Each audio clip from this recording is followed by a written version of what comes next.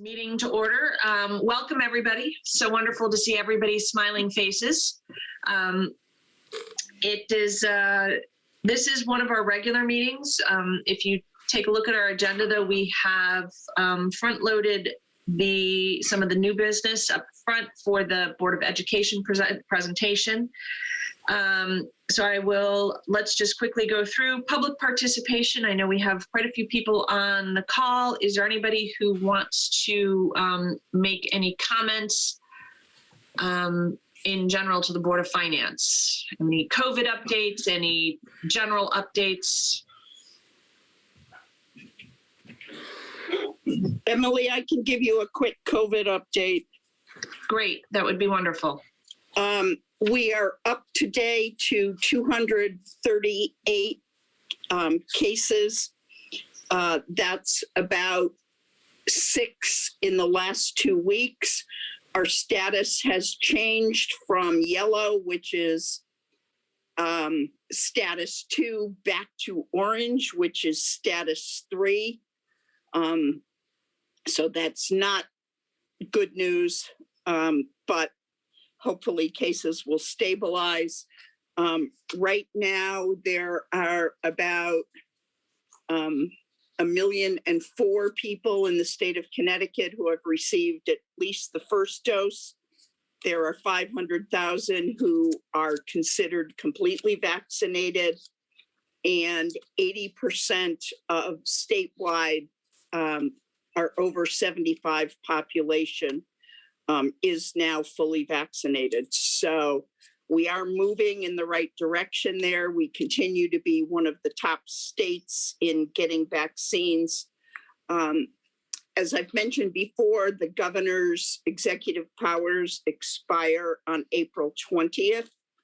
The governor's office is meeting tomorrow again with Democratic legislative leaders and then with all legislative leaders on Monday to work through the need for quick legislation on future meetings, whether we can continue to do them sort of in a hybrid manner, whether we can continue to do them all electronically.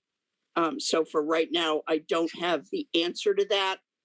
On a call earlier this week, the governor's office said that after March 19th, there will be no restrictions on in-person meetings, although we are still under the requirement of not more than 50 people and socially distant.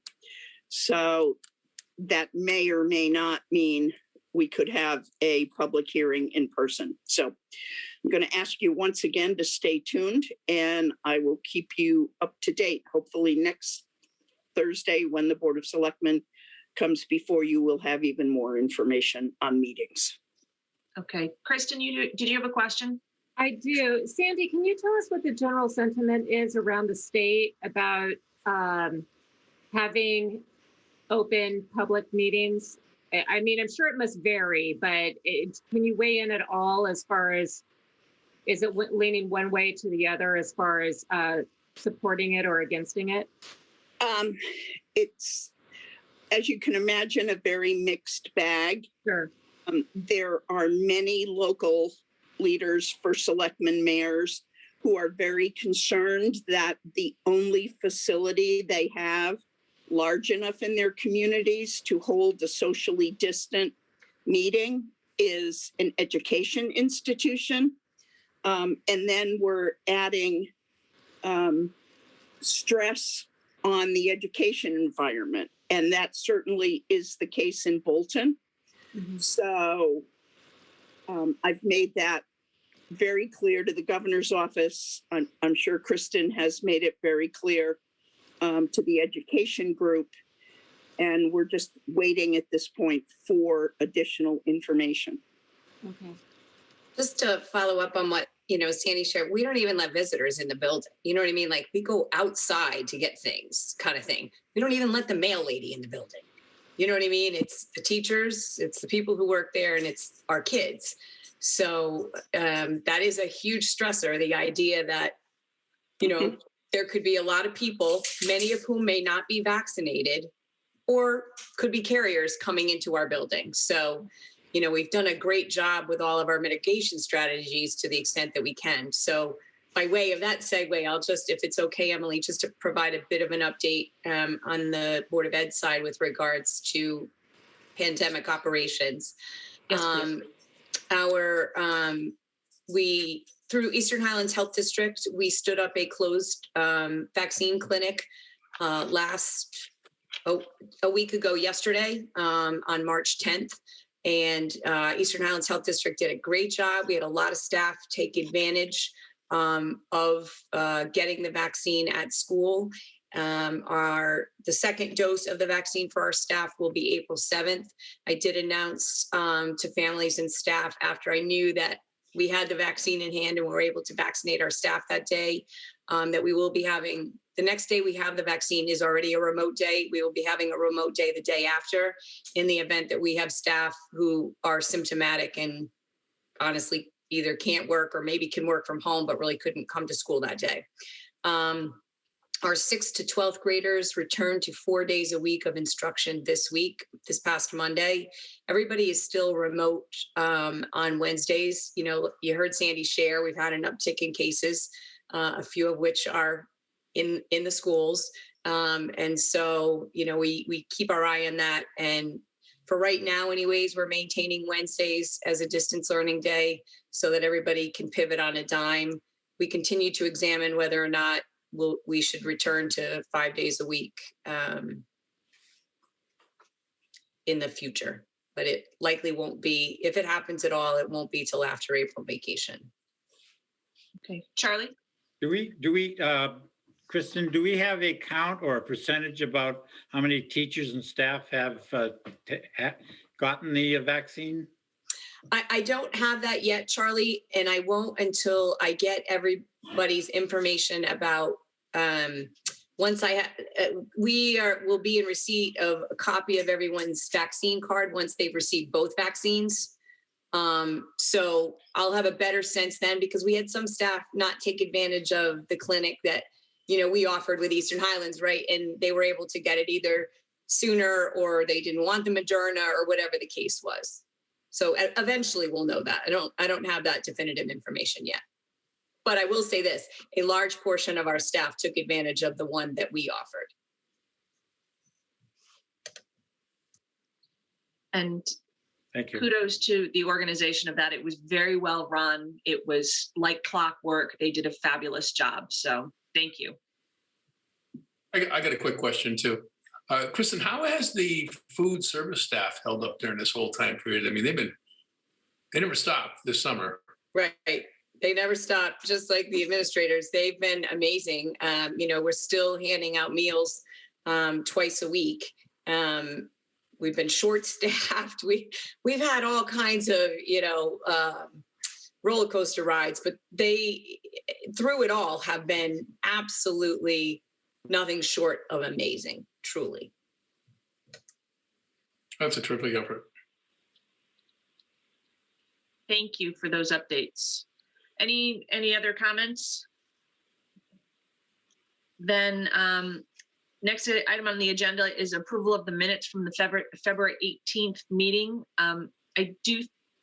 I can make a suggestion. We could table these until later in the agenda if that is something that we would do, and we could launch straight into the presentation. That'd be fine. Okay, do I need to vote for that? Okay, so we are going to move item number 3 to the end, just before adjournment and not after adjournment. And we will, let's go into item number 4, presentation and discussion of the Board of Education's fiscal 2022 budget. Okay. Josh, could you, or I'm not sure who's running the show here, putting up the presentation. Anyone can. The screen share is open to anyone who wishes. If you'd like me to run it, Kristen, I'd be happy to.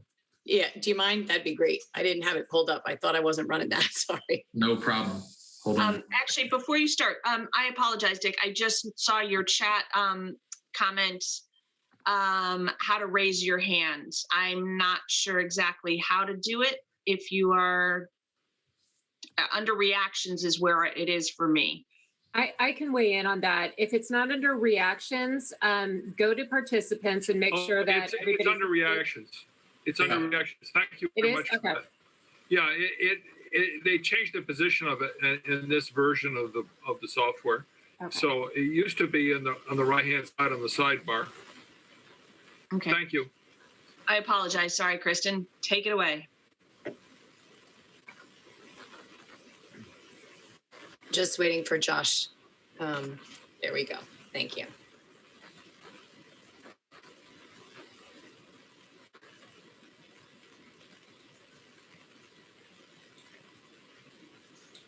Okay. So good evening, everybody. It's nice to see everybody. As you're aware, the board has put forward a recommended 2021-2022 budget. It is totally driven by our new strategic plan for 2020 to 2025, where we gathered information from the community, from parents, from teachers, from students, and we thank everybody for their efforts. It really helped us formulate our new strategic plan. As part of our new strategic plan, we can go on, Josh, thanks. We have a new mission statement, and it is the mission of the Bolton Public Schools to inspire all students to grow as learners, individuals, and citizens. And a new vision statement. All students in the Bolton Public Schools are empowered to embrace learning and a healthy mindset, continually build knowledge, develop skills, and become engaged global citizens. The belief statements for the Board of Education. If we could go to them. Yep, thank you. Talk about quality education, students having the value and right to an education that meets their academic, physical, social, emotional needs, which is what this budget focuses on. Making sure that students recognize and value excellence and always having high expectations and shared accountability.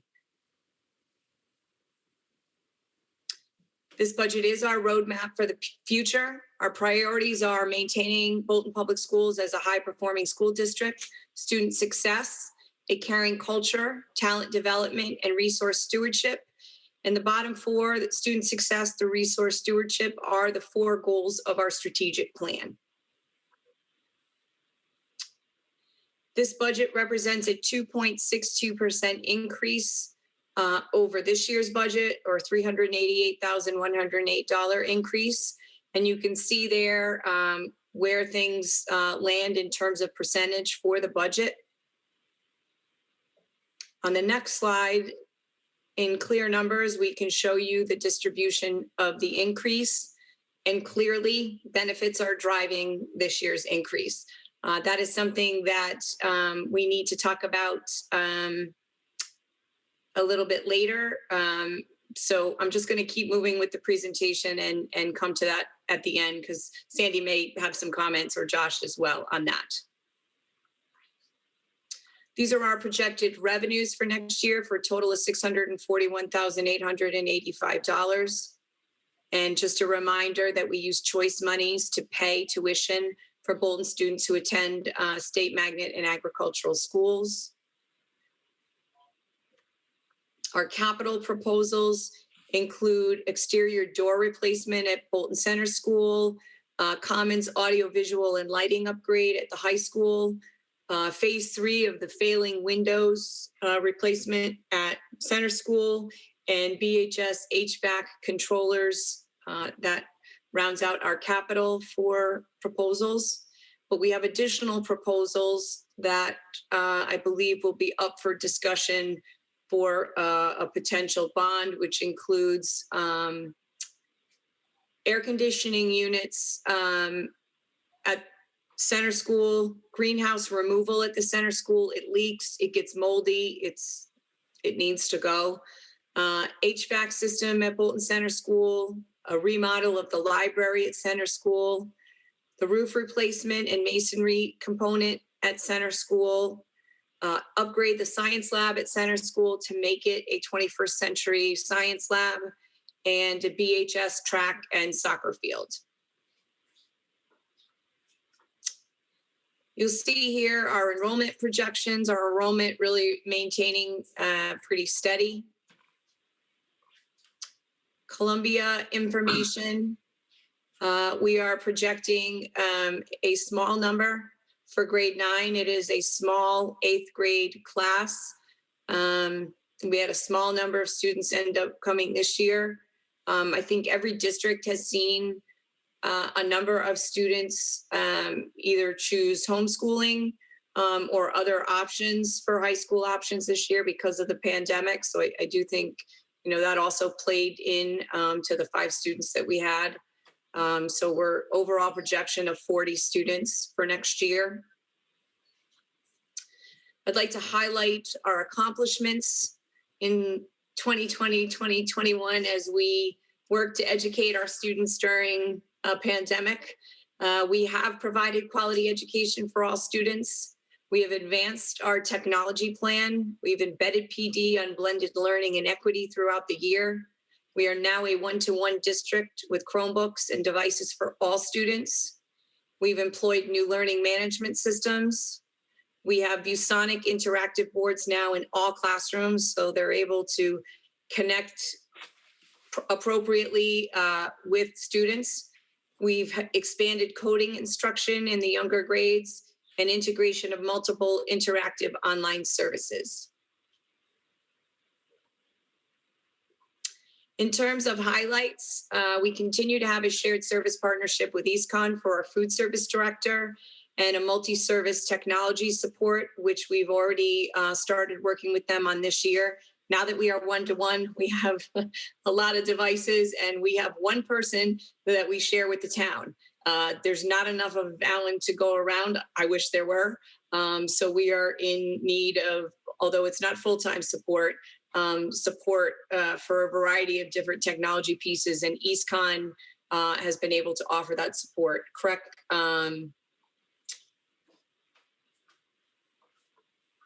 Pricing is very rich. I'll offer that. We have a shared service partnership with the town of Bolton, with the director of facilities and technology specialist, Alan, that I spoke about. We have a new 3-year contract with the Bolton Education Association, a new 3-year contract with the custodians, a new 5-year contract with M&J Bus Company, and online services that support access for all students, which we stood up in record time for our kids. This budget for the Board of Education focuses on implementation of the 2020-25 strategic plan, as I shared at the beginning. It responds to post-pandemic schooling, guides the work of teaching and learning, and maintains Bolton Public High School as a high-performing district. We're focused on the return to the integration of transferable skills at all grade levels, supporting teacher leadership and curriculum development, and providing job-embedded professional development. We have a new tagline as part of our new strategic plan, and it is empower, build, develop, and become. So I'd like to go back, if I could, at this point, to the piece about health insurance. So I think we talked about this at the last meeting, and Sandy and Josh had shared some information that I wasn't even aware of at that time, that the increase from Cigna had gone from 17% to a 23% because one of the entities had officially left CT CHIP. Other entities have since pulled out of CT CHIP, so CT CHIP will now be defunct. So we were in need of seeking our own health insurance quotes, which we have done. And Sandy, I don't know if you'd like to take it from there, and or you want me to keep going? No, I'll take it, Kristen. Thank you. Thank you. We have been working with our insurance consultant, went out to bid as a standalone unit, and also explored the state partnership plan. Some of you have heard me speak unfavorably in the past about the state partnership plan because I am concerned about its ability to continue to sustain the benefits that it's offering at the price that it does so. However, if Bolton joins the state partnership plan, we would see an overall decrease in costs this year for both the town, the Board of Education, and our employees across the board, while continuing to offer similar benefits. We're still in the process of negotiating with our unions because it is a union benefit that said we must offer Cigna or a similar, equal, or better plan. Cigna was a high deductible health plan. So as you can imagine, when you get multiple unions in the room, all with competing interests, we have all sorts of issues. We've held 2 meetings, is it 2 or 3? At least more than 3, thank you. 3 meetings with union leadership to this point. And we have a meeting scheduled next week with the general population, union population, to which we've also invited any staff at the Board of Ed and the town who are not members of the union to get their questions answered. If we fail to move to the state partnership plan, our costs will be an increase of 17% to the town of Bolton. And that's what you see today in the budgets for both the Board of Ed and the town. It is our fervent hope that the unions will accept the transfer to the state partnership plan, after which we will realize a significant savings. And I don't have that number in front of me, but it's in the hundreds of thousands of dollars. So Kristen, Casal, Jill, Josh, and I continue to work on these numbers. Our goal is to reach the best deal possible for all.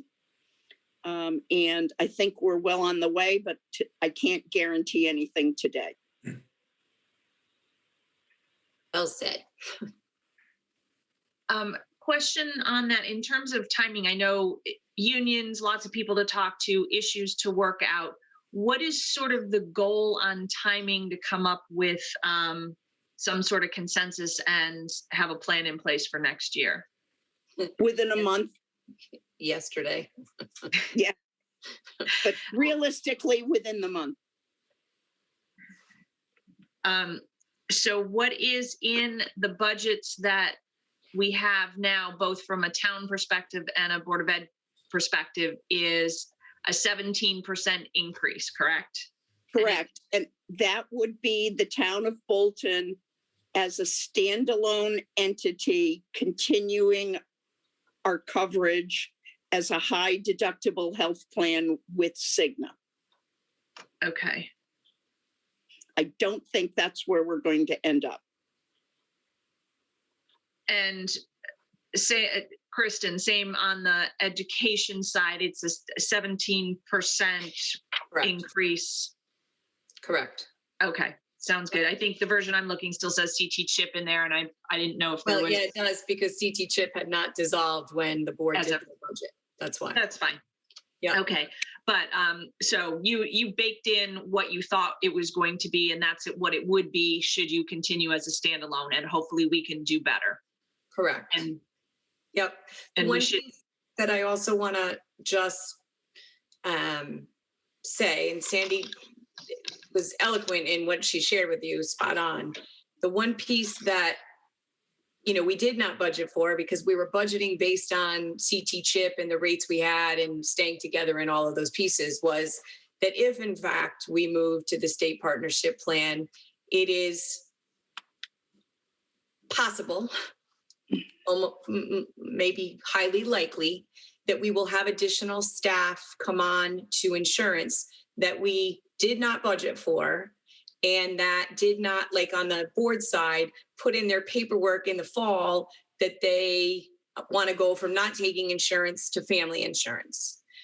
So that is something that I think if in fact we're able to actualize some savings, they've seen an upward trend of 10, and I know of a couple of districts where it's been 15, 16% uptick. So that is something that both the board side and the town side are going to have to look at if in fact we are able to close this deal and realize the savings. We're going to need to build in and account for some potential change. So I just want to put that out there as well. Is there a way to do once you have, or once it becomes a done deal, if it does become a done deal with the state plan, is it possible to put out a survey to everybody and say, okay, here's what is going to be, what do we think what can you tell us what you think you're going to do, just to have a sense of what that delta might be? No, because that happens with open enrollment at this point in time. Open enrollment will have to happen, but it's going to be later than it usually is because it's later with the state. So I didn't know if there was a simple survey you could send to staff, town and education side to say, hey, tell us what you think. Because they could still change once they really look at the benefits. It would be not binding. What we've done on the town side is to quantify what the costs would be if every eligible individual opts in to the state plan. You'll also remember, and I don't know if this is true on the Board of Ed side, but on the town side, we issue a cash stipend to employees who opt out of our insurance program.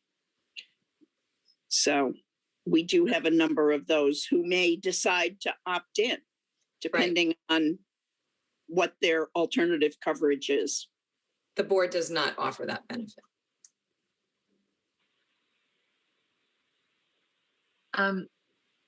I have another question for you, if I may. You had indicated that you reached a new agreement on the custodian side, a contract with the custodians. I know that over the past several years, you were trying to bring town and education custodians closer together from a contract perspective, from a union perspective. How is that going? And does this contract take us one step closer to that? Not yet. Not yet. Okay. No, but insurance might. Okay. We're trying. Point of order, please. Yes, Dick. Will the chair entertain questions? I believe Christian Gorley and myself have had our hands up, and now I see. Oh, I apologize. That's Bob. I got to change my view. So I see 3 hands up, and I apologize. Yep. So Dick, since you are, go ahead, Dick. I yield to Christian Gorley, who preceded me. Oh, Okay, Kristen. it's fine. I just have 2 quick questions. Thank you, Dick. So one is there a time commitment for getting involved in the state partnership plan? Can we leave whenever we want, or, okay. I see different heads. Yeah. Well, we are committed for, I believe, 3 years. However, Okay. should the premiums change by a predetermined number, and I'm sorry, I don't know what that is, we do have the ability to withdraw without penalty. Okay. And that leads into my second question.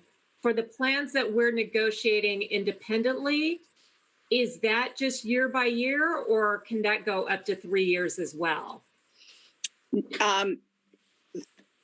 I'm assuming you are referring to the Cigna plan for which we got the separate quote. That is a 1-year plan. Okay. Okay. Okay, I'm good. Thank you. Okay, then the question is, did Bob Monroe or Dick Tuttle have his hand up next? I believe I did. I think it was Dick. Okay, Dick, you can go Thank ahead. you. During the last meeting, I lost my internet connection for quite some time, and it was 20 minutes, it might have been 30 minutes before I got it back. Was the possibility of this happening discussed at the last meeting? Because I'm quite frankly just completely blown away. Yes, at our last meeting, we did discuss that the CT chip aspect was potentially going to be, I think, up to 23% was the number that I had heard, and that both boards were trying to take a look at what does that mean for our budgets and our people, and are there other options? And then several things have happened in the past month in terms of other people, and I think at that point somebody had already withdrawn from CT chip. Yeah, the largest entity, Dick, withdrew from CT chip. So that's what caused CT chip's number for a renewal rate for next year to increase by 6 percentage points. And I mean, people were struggling with the 17% when we were told it was going to be 23%. Everybody went to their broker, the remaining entities, and went out to bid for quotes. As well as CT chip as a whole, Dick. So we did the whole group, and then we did separate entities. I'm sitting here wondering why not everyone is surprised, and then I realized that, I missed part of the meeting because of my internet crash. So thank you for that. Bob Monroe. More an editorial comment than anything. You know, this has been such an incredibly volatile area of cost for the town over a long period of time. And I just wanted to compliment the staff, all of the people who work on this particular issue, for their continuing diligence and to look at this and evaluate it and try to identify alternatives. I really thought the C-chip thing was going to really do well. I was fully behind it. As you go from, a single entity like Bolton with a couple hundred insured to, an E-chip with maybe, 1,500 or something like that. And, you're dealing, as Mr. Tuthill would firmly endorse, the, law of larger numbers in regards to insurance. But, the continual attention that you guys pay to this has paid huge dividends to the town. And I just want to thank you for your continued attention to this matter. Thank you. It has been a team effort. Does anybody have another question before I ask one? Yeah, how do you lower your hand?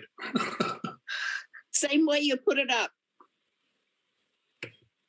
Okay. You talked a little bit about why Columbia enrollment is probably going to go down. And I think I recall from one of your budget workshops that probably our choice students will also drop. As I understand it, Tolland and Coventry are now accepting choice students. So there's 2 more choices for those children to attend other schools. So I just wanted to make sure that everybody on the Board of Finance understands not only is enrollment going down for Columbia, but also the number of choice students that we're going to bring into district potentially could go down. Correct. And I just want everyone to understand, a number of years ago, they took Harvard and they divided it sort of into quarters. And so Coventry and Tolland are going to be in Bolton's quarter, if you will, or region of Hartford, where we are the towns, a grouping of towns where students can select to go depending upon where they live in Hartford. So we have additional players at the table for sure. Have you gotten any sense on what the trend might be, or is it too soon to even know where people are thinking? Yeah, it's way too soon to know. Okay.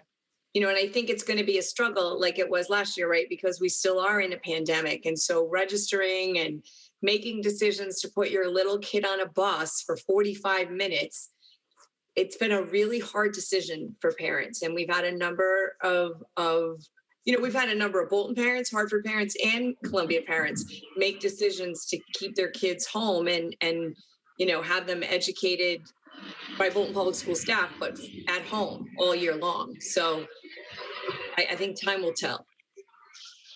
But Okay. thank you for sharing that. Can I follow up, Matt, please? Yes, Bob DiPietro. Kristen, your records show 40 some odd eighth grade students from Columbia being that's a major source of revenue. Ninth grade only 5 to 7. Or how many eighth graders are there in Columbia?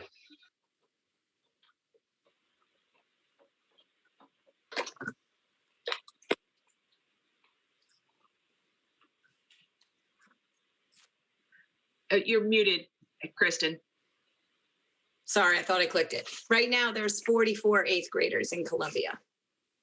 And their numbers over the next several years go down. So in 7th grade, they have 44. In 6th grade, they have 30 kids. Whoa. In 5th grade, they have 39 kids. So we are looking at lower numbers just in their total population over the next several years.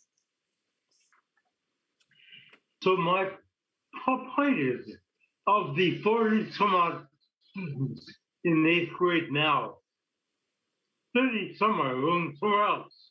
Correct. But they have a lot of choices, Bob. They can go to a magnet school. They can go to E.O. Smith. They can go to an agricultural school. They can come to Bolton.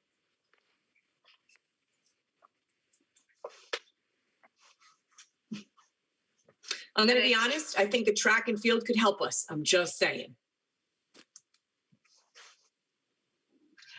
I just one question on that. I saw on your capital list. So the Bolton, the BHS soccer field is soccer field and track. Is that sort of what we're hoping to put that together and move that forward? That is not on the current capital proposal, but we're hoping to move that in there some point. Is that how? I'm going to ask the first selectman to speak to that, please. Yeah, Okay.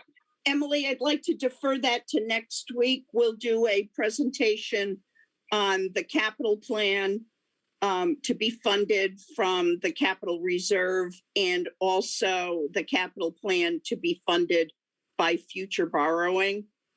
Okay. And we'll have backup for all of those numbers for you next week.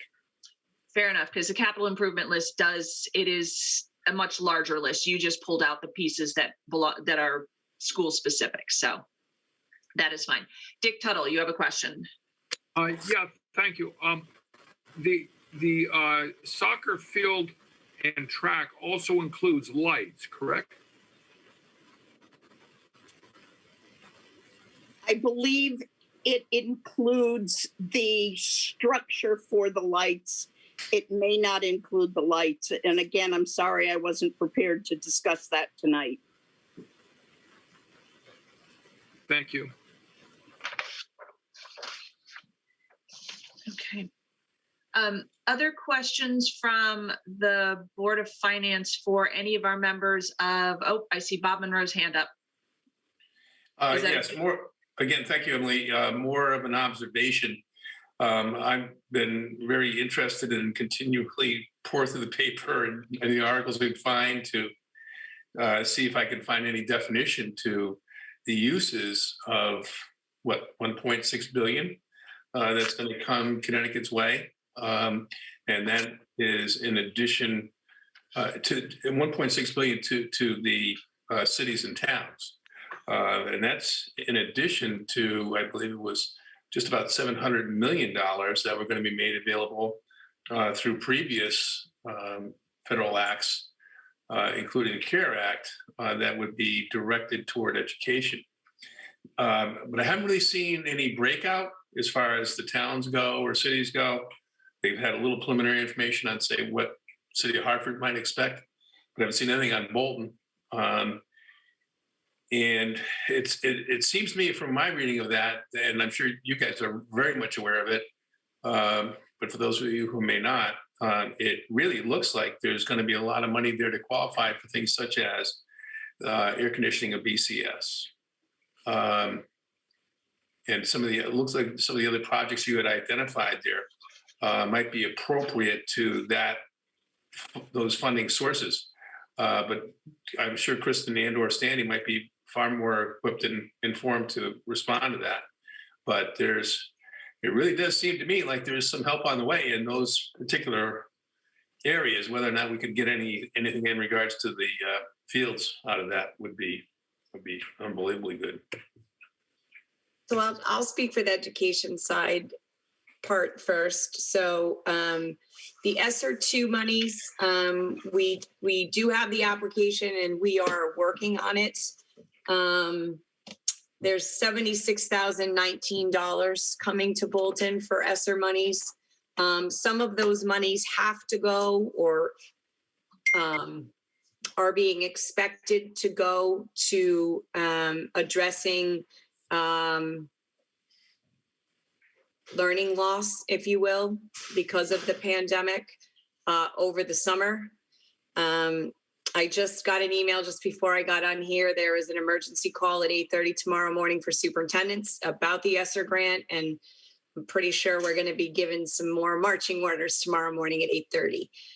Other components in ESSER are technology, our PPE and safety, and HVAC ventilation. So we likely will be using some of those monies towards air conditioning Bolton Center School in July and August and September of next year. And just to rent them for a month is $27,000 roughly. So we have to rent them again in May and June because teachers cannot. What they've always done at Bolton Center School is open the windows and have a lot of fans in there, and kids sweat and the teachers sweat, and it's terrible. But we can't put fans on now. So as we look towards the roof project at Center School, we are going to need to look to air condition Center School. I'm not sure that life as we know it is ever going to really completely switch back. And I think we have to be proactive and take care of that school. I'm just going to say that in terms of heating and cooling, particularly cooling. So I don't see in these monies, Bob, quite honestly, that there would be enough to cover that. We need to replace desktops for the teachers at one of the schools. That's like let's say a $54,000, $55,000 cost in and of itself. And that's so that they can continue to teach the kids in front of them and the kids at home. And the governor has explicitly stated, although we haven't been given a total directive yet, but the expectation is that families will be allowed next year to choose to allow their students to stay home and be educated. And I understand that because kids aren't going to be vaccinated.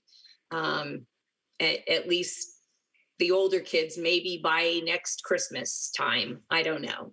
But the younger kids, we could be a ways out from that. So, we have to stand some things up in the district. And these monies are certainly going to help us to get to where we need to be able to actualize teaching those at home and teaching those in front of the teachers. As far as the other relief monies that you're talking about beyond ESSER 2, I've seen a couple of numbers, none of them match. And there has been no communication whatsoever on what it can and cannot be used for. Thank you. Kristen. Yeah, so I don't know if Sandy or Kristen can answer this question. It might be a loaded question.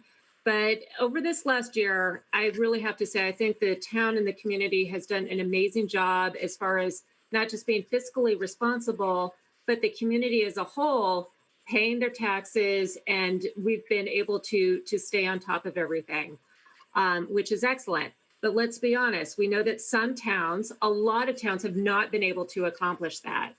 So when I hear all this money that's going to get divvied out to Connecticut as a whole, when it gets filtered down, do we need to be concerned about how that money is being divvied up and being penalized for doing a good job for this last year? Do we have any thoughts on that? Like I said, I know it's kind of a loaded question. You might not be able to answer that, but I hate the thought that our town has done so well and to have money there and to not get it because we've behaved well. Thoughts, insights? Yeah, I can't speak to the town piece. Sandy may be able to. I don't know, because I don't know where that stands right now. But in terms of the funding coming to education from the latest federal act, it's based on Title I funding, and then they used a formula to determine what school systems will get. So, we're going to get a lot less than a lot of other people because we don't have a large percentage of Title I students. So while we're getting some monies, and that's awesome, and it's certainly going to take care of some of the things that we need to stand up and take care of in order to continue education in Bolton and doing it well. It's not going to be amounts like you're seeing other communities get. And yet there are two communities, one right next to us, who were, it looks like, receiving nothing. So that can't possibly be correct either. And so I know that the governor and others were looking into that as well, because that has come up on superintendent's calls a lot. And from the town side, Bolton's unemployment rate is well below the state average, and our tax collection rate is well above the state average. So as a community, as you said, Kristen, we are doing very, very well. And we will continue to monitor and fight for our fair share. How that is ultimately determined, though, will come from the governor's office. Thank you. Bob DiPietro, you had your hand up. Are you? Okay, thumbs up. Okay. Bob DiPietro was giving you a thumbs up for that. Well, we'll just have to sort of wait and see on what comes out of that. Questions from other Board of Finance members or comments from any other Board of Education members? I know at our last meeting, one question came up was, how are our kids doing? And I know you mentioned that the ESSER funds might be used towards summer school. How are our kids doing? How are they doing social, emotionally, academically? And what do we need to do to make up some of that learning loss? So we're working on that right now. I can't answer that fully. I can tell you that this has been a struggle for kids, just like it's been a struggle for all of us as adults, right? And kids, they want to be with their friends. They are social beings. That's just part of school. And school looks really different. They're behind little stand-up, almost like cubicles. They're wearing masks. They stay, even middle schoolers are staying in the same room all day, and the teachers are rotating to the kids. So they're not even moving, having, the social time of that. We've cohorted high schoolers to the best extent that we can. The little kids are used to being in a room for the most part, but, the specials teachers are coming to them. So, it's just hard. We get kids 12 feet apart trying to play music together. That's not how you play music, right? So it's just been hard. We continue to be concerned about our kids' learning and their social emotional needs. We are working as an administrative team. We're working with our staff. Daryl just had to put something out the other day, just trying to get ideas from staff, because just doing a same old summer school drill and skill, no kid's going to want to come and do that all summer, right? That's just not fun for kids. And the state is asking us not to do something like that. They're asking us to examine our learners who need some more support. Not all kids. I mean, if we had a lot of money, I'd love to do it for all kids, but we're not getting that kind of money. Other and urban districts may in fact be standing it up for all kids, but they're likely getting millions more than we're getting. Right. So it's something that we're looking at every day, and we're always looking at new and creative ways to address the needs of our students. I am happy to say, though, that in coming back to 4 days a week, we had 33% of our 8th graders doing distance learning, and we're down to 17% upon returning to 4 days a week. So, I see that as a huge win. That's a win for kids. It's a win for our staff, having the kids there. And we just got word that we've got a few more families that after a certain date in April, they too will be returning. So I think those are all positives that we have to celebrate for sure. Thank you, Kristen. And thank you for taking care of our kids, because we need it. So we have great staff in Bolton for sure, and they've done an amazing job.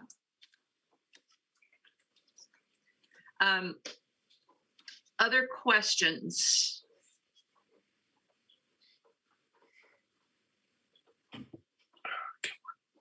So Emily, the last thing I'd like to share, and it's going to be in the board's update, I think coming up next or whenever it's coming in the meeting, but the board did vote to put forward $275,000 towards next year's budget. You'll see, and I guess when we get to that, but I just wanted to put that out there. As I have shared previously many times, we have a number of unfilled positions in Bolton right now that we are still not able to fill. We've been able to fill a couple, but we've had that savings actualized all year, and we have a number of others that we haven't filled. So we have significant savings in salaries and benefits this year, and we did have some people make some benefit changes early on in the year that were to our benefit. So I wanted to share that. Why, thank you. That is fabulous news as we start this whole process. So. Really? Okay. Bob Monroe. Yeah, I was just thinking back to that insurance topic again, and in regards to the budget process, maybe Kristen or Sandy or both, or Josh, all of you, any idea when we may have this resolved? Because obviously it could have a significant impact on, going forward on the budget. I think that's the question. Is by the end of this month. I'm sorry? I think we're trying to get it resolved by the end of this month. End of March. Now, resolved and knowing the numbers are two different things. Right. Right. Resolved means we're either in or we're out. And then from there, we've got to work on the numbers piece, because the final rates are still forthcoming. Right. And like I said, I think we have to build in some leeway for both. I'll just speak for the board side. The board needs to build in some leeway for those staff who make a decision that this is a great plan and I don't want to be on my spouse's anymore. I want to go on this plan and I'm bringing my whole family with me. So we are doing that analysis now, just trying to figure out what it is we think potentially it would be. And so go ahead, Sandy. From a town's perspective, I think we're hoping to have union buy-in by the end of March. And then the only thing that we would be waiting for is open enrollment and for the state to come out with their numbers for next year. We don't know what they are yet. We expect those in early May.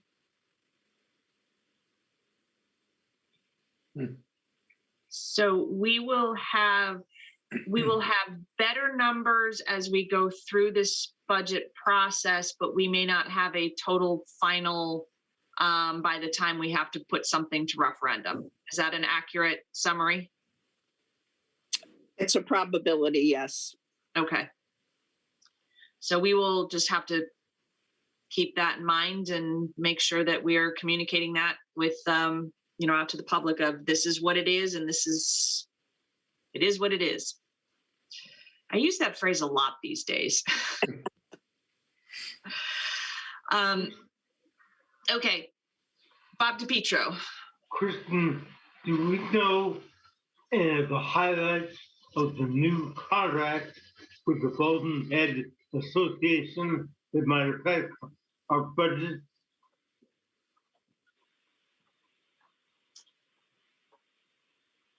From an insurance perspective or from a salary contract perspective? Any perspective. So the BEA contract, I know we just signed one this past year because we did that presentation. Is there anything that's coming up with the BEA that would change the contract or anything that we need to be worried about? I mean, no, other than, right, should the unions decide to come together and do this, we would have to enter into an MOU with each union that we have on both the board and the town side, which is what we're working on now. For the insurance. But that it would just be for that one component of the contract. It wouldn't Correct. be for That's what I said. Okay. It's just for insurance. Okay. I don't want to open that can of worms again.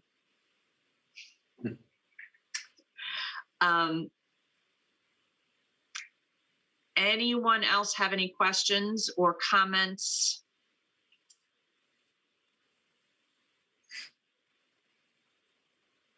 Okay, then at this point, I will call the presentation from the Board of Education complete.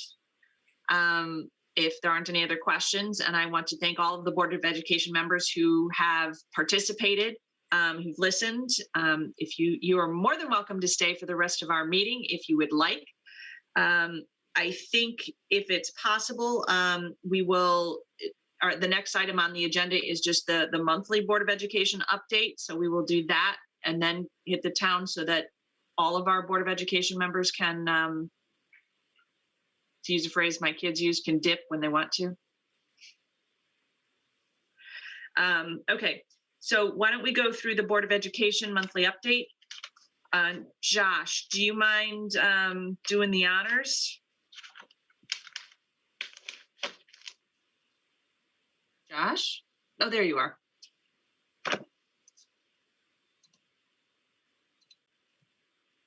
Sorry about that. You should see the Board of Education report for FY 2020 on screen. Please let me know how you'd like me to proceed.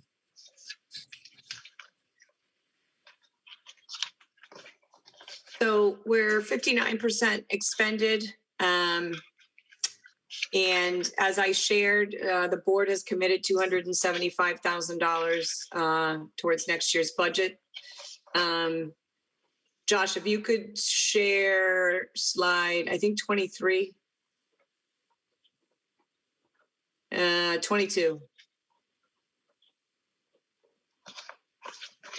That's not it either. I don't know. It's hard for me to see. If I may, I think actually if you scroll down a little bit, this is the 2020. So the equivalent looking one for 2021, correct? There we go. Okay. So we're 56% expended. Thank you. If you could go to slide 27 now, Josh. Thank you. So you can see that we continue to have a revised projected balance after the $275,000 commitment of $106,000. We still have a quarter of the year left, and it's a daily changing event in public schools during a pandemic. So I do anticipate we will have additional savings. But at this point, the board is comfortable, as is the superintendent, with the $275,000.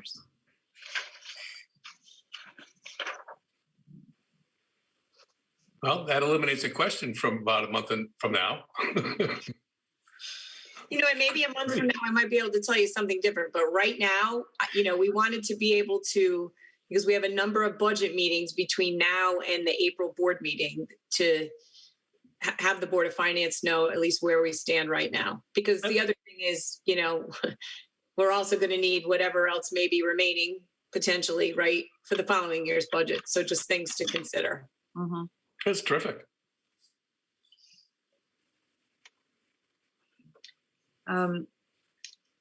Does anybody have any questions on the monthly report for the Board of Education?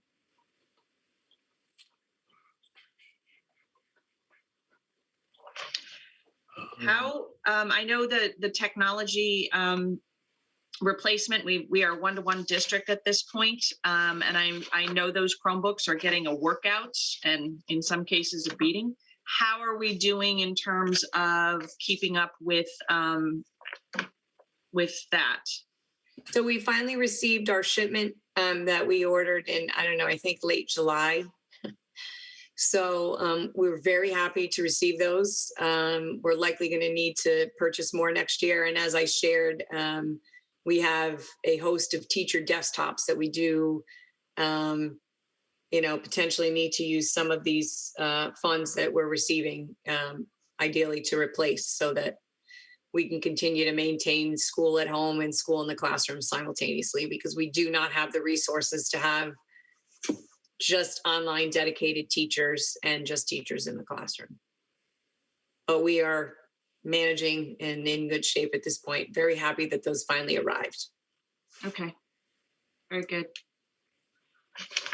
I apologize, I can't see anybody's hand up. So if anybody has a question, you're gonna have to, Dick, Yeah, I just have a question of the chair.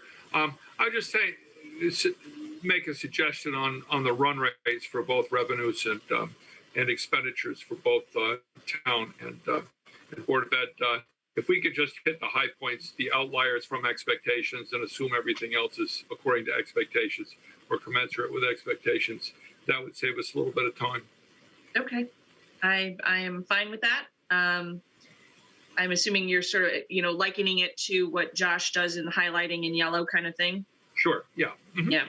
So, you know, question, is there anything that you are worried about, Kristen, in terms of the rest of the budget spending? Now that we have more kids back, PPE, we're going to have to purchase more PPE because we're starting to go through it. Even just this week, we saw an uptick. So that's something that we continually evaluate. As I shared, we're going to have to put in the AC temporary units to the tune of $27,000 to $30,000. So we're working on that now. Okay. Any other Board of Ed members want to chime in on anything? Okay, then let us move on to the next item, which has to do with town updates, tax collection, etc. For those who are Board of Ed members, like I said, you're more than welcome to stay with us. But I completely understand if you would like to go do something else. Okay, tax collection report.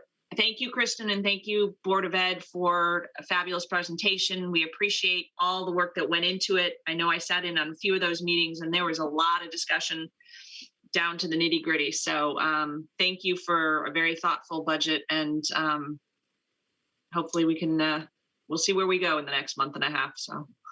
Thank you. Okay. Jill or Josh? I can do the tax collection. Our current tax collection is at 100.43% versus last year at 101.65%. So we're not doing really all that bad considering. Our motor vehicle is at 96.48%. Last year was 96.19. So we're actually up a little bit on motor vehicle. And supplemental, we're a little behind last year. Last year we were at 100.08%. Sure, we're at 86.72%. So we're considering everything, we're doing very well. And the one good thing about us doing so well, that to Kristen's point, is that we were upgraded because our tax collection is really, doing very well compared to other towns that are having problems at this point in time. So that was one good thing about us doing so well. And in all of this is that we did get upgraded. Well, the other thing is we ask for all the money up front instead of in 2 installments, right? I'm sorry, I missed that. We ask for all the money in one go rather than in 2 installments. I think there's two sides to that. I think that some people it hurts, but Well, there's complaining about it, but I mean, as far as the financial health of the town is concerned, it's good. It's a good thing. yes. Well, yes. So, any questions about tax collections? I have a question. Yes, Charlie. Concerning the supple list, the tax collection may be off still a little bit because I don't think the finalized due date has been included in that. Correct. So I suspect that we'll see that change slightly, if for no other reason that the due date is going to pass and late charges are going to start to occur. You're right. So. Thank you, Charlie, for reminding us of that. I've forgotten about that.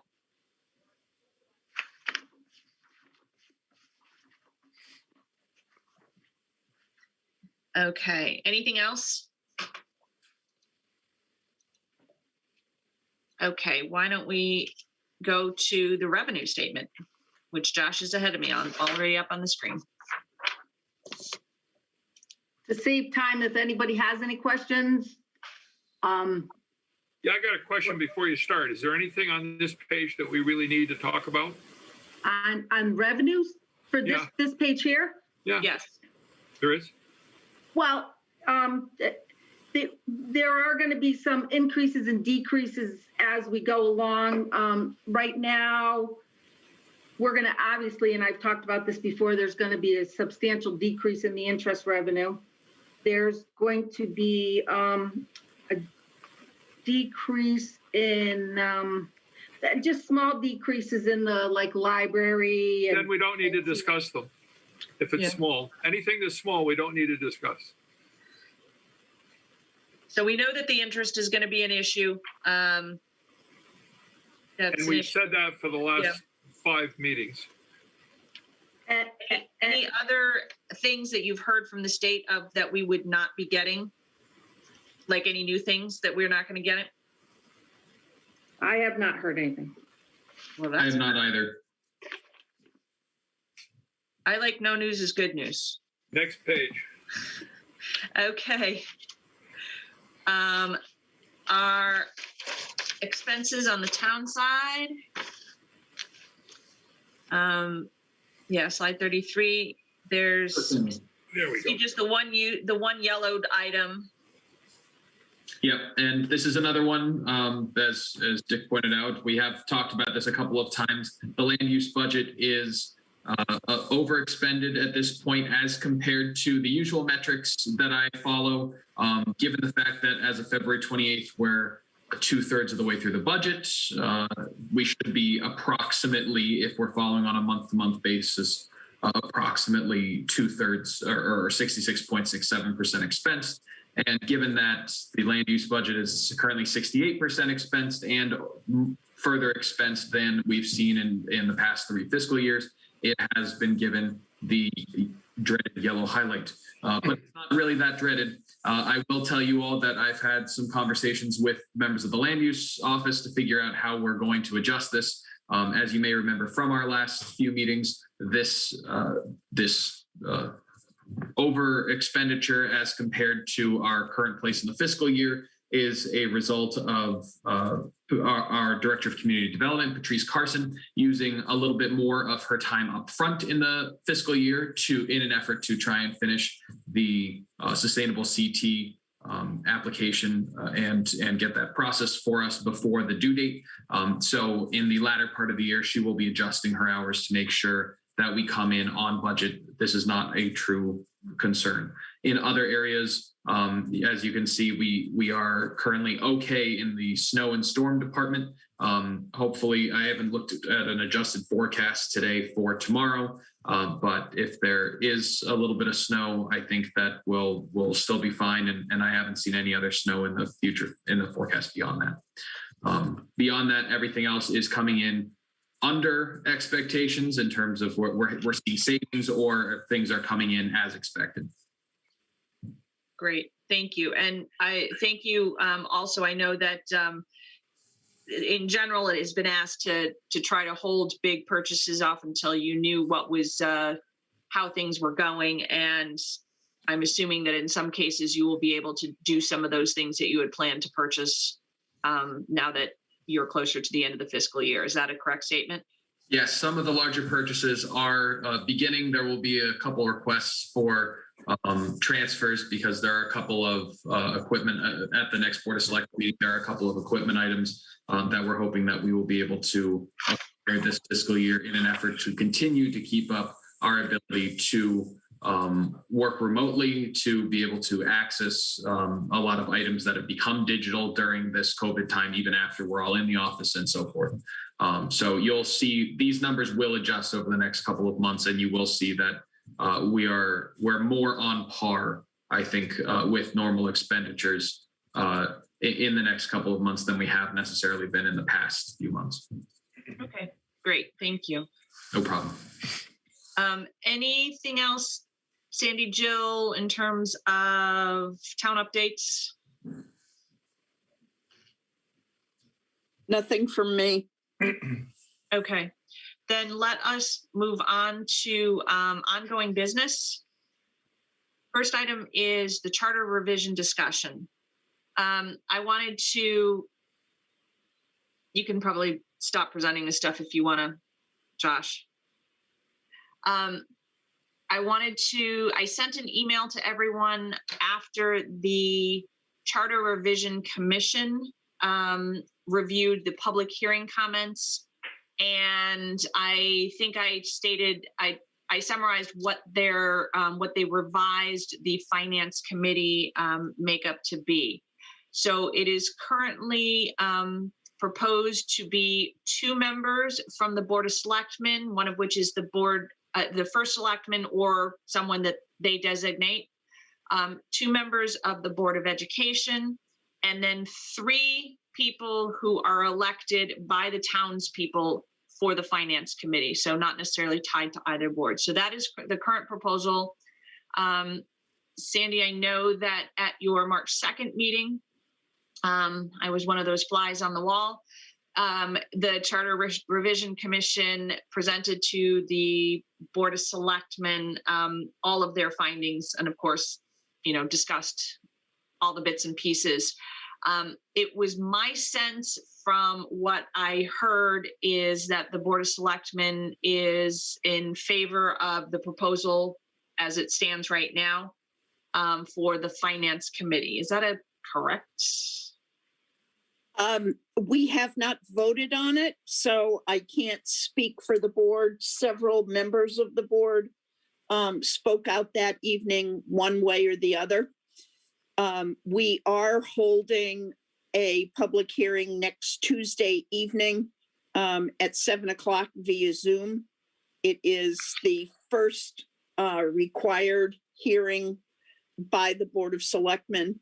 And so if there are additional comments from the Board of Finance, please attend that meeting and share them with us.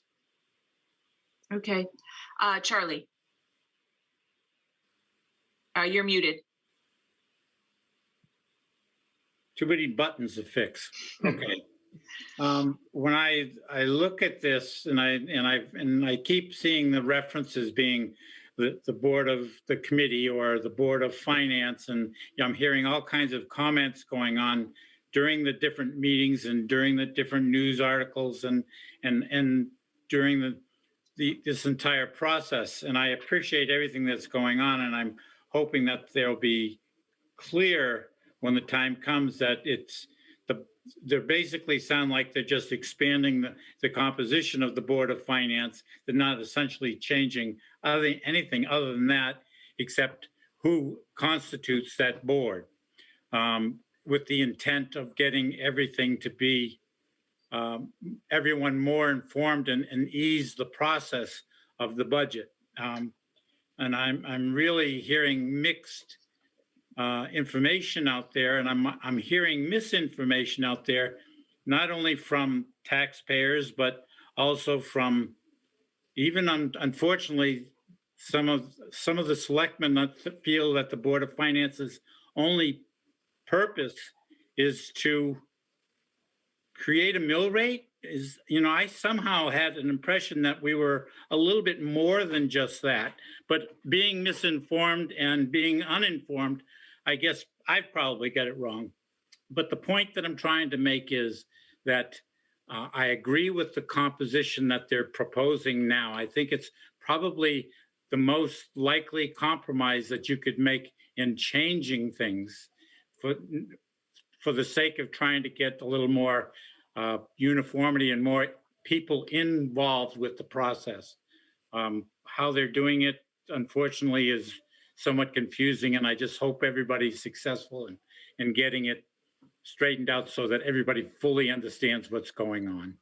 Sorry to take the time here. No worries. Kristen.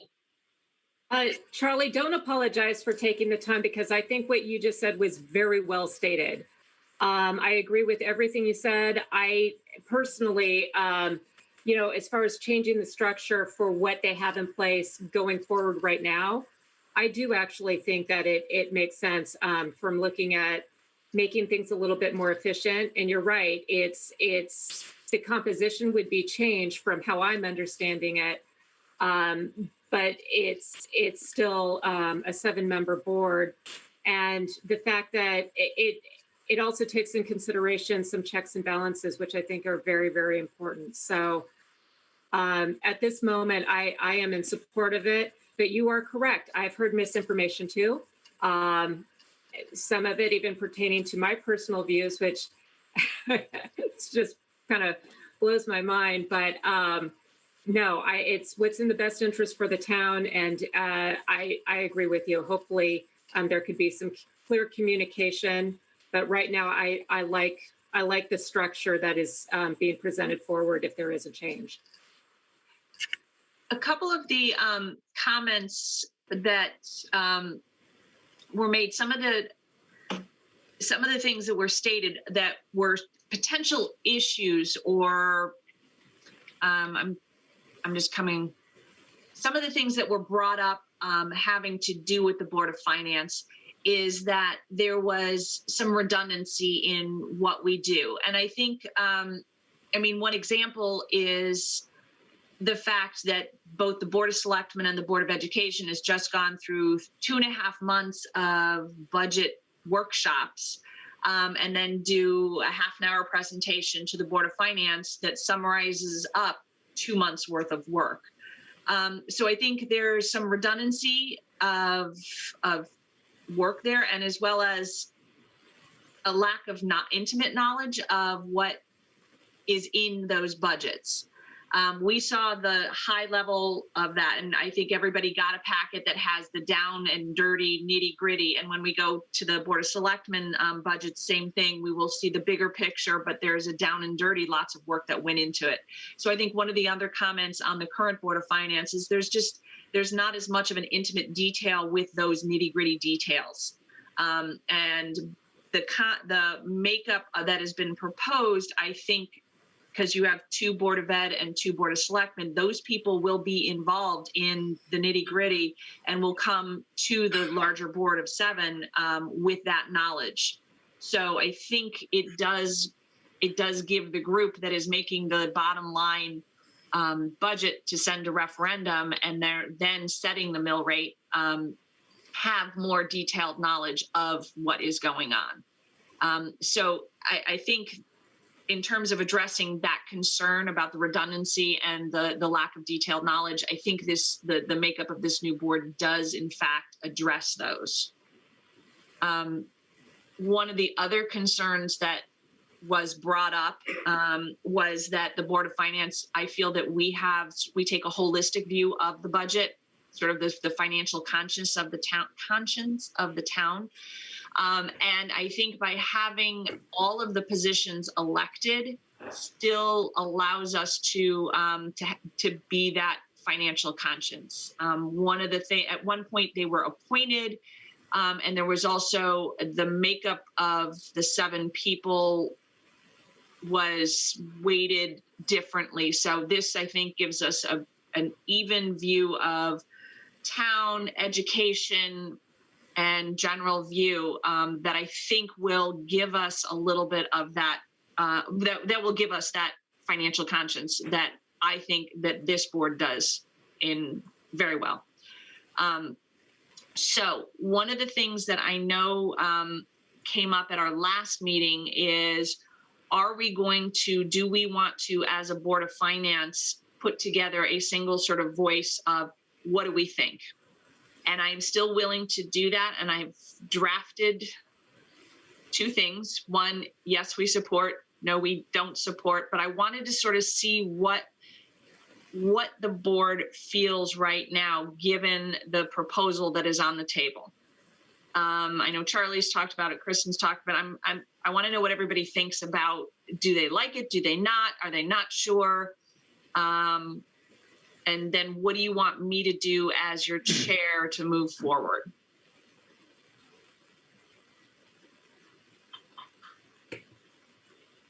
So Dick, Bob, Dick. I'd like you to do nothing. I think we still have a lot more fact finding to do, and I personally haven't made up my mind how I feel about it. So if we did do something, I would submit a minority report saying I haven't made up my mind, and I don't necessarily agree with this. But I think so. Let's ask Sandy. Sandy, do you have a sense of how you're going to hold one hearing this next week or 2 weeks from now? Are you holding a second one? What is the process anyway? Dick, I'm not prepared to discuss that tonight, but the timetable is on the town website under the Board of Selectmen's minutes. We are from here through the middle of August, we are on a very strict timetable that if we deviate from, we won't be able to have these questions on the ballot in November. So I believe this is the first hearing.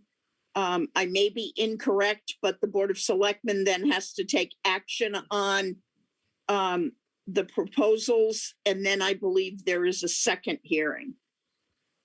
But I could be wrong on that viewpoint. Okay, so if there is a second hearing, I think we still have time to weigh in as on a board if we can get to unanimity. That'd be my thought. Okay. Bob and Ro. I've been thinking about this off and on in the last few weeks. And I think that by going to 3 elected members for a Board of Finance in the short term is going to make this board probably more vulnerable to politics than it's ever been. I would resist that. 2, as I think I clearly mentioned in the last meeting that we had, I really still believe this to be a solution in search of a problem, which Dick had to provide me the proper words for, but be that as may. We are the most informed taxpayers probably in the town, not associated with either of the major boards.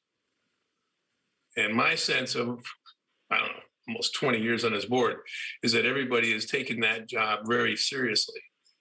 I think the town would be doing itself a disservice by changing the makeup of the board unless they could properly define what the problem is. I've yet to hear what it is.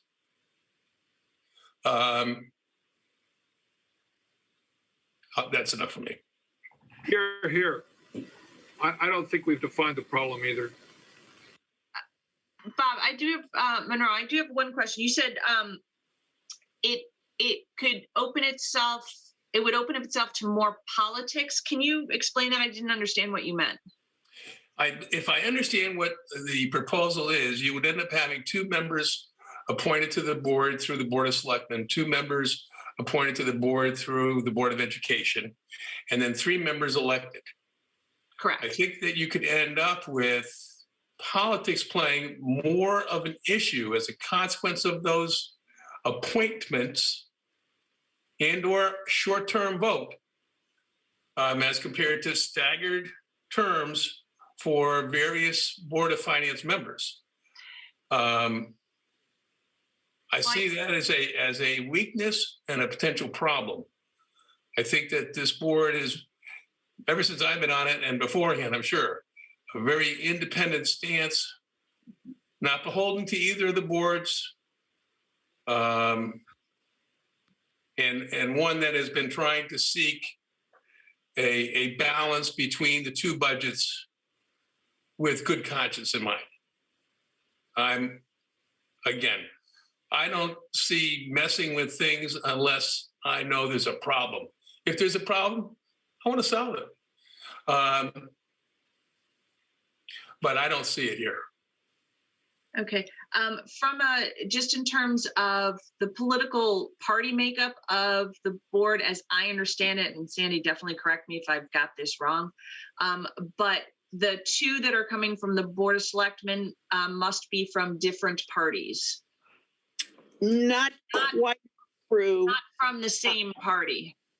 That would depend. It's going to be a tricky appointment process from both the Board of Ed and the Board of Selectmen. So it is possible that we could have 2 members of one political party from the Board of Education and 2 members from a different political party, assuming we are following a 2-party system, on the Board of Selectmen.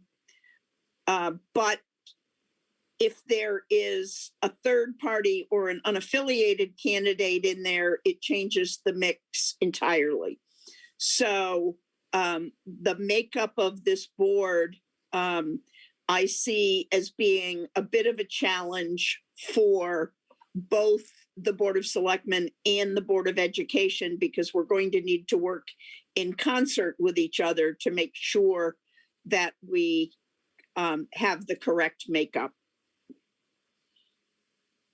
So then, Bob, to your point that yes, there will be some there, but the terms for this, I understood it, were going to be staggered. So it wouldn't be, the Finance Committee would not turn over every 2 years, but rather it would be, you would have a 4-year commitment and half of the group would turn over every 2 years, similar to what happens right now with the Board of Finance.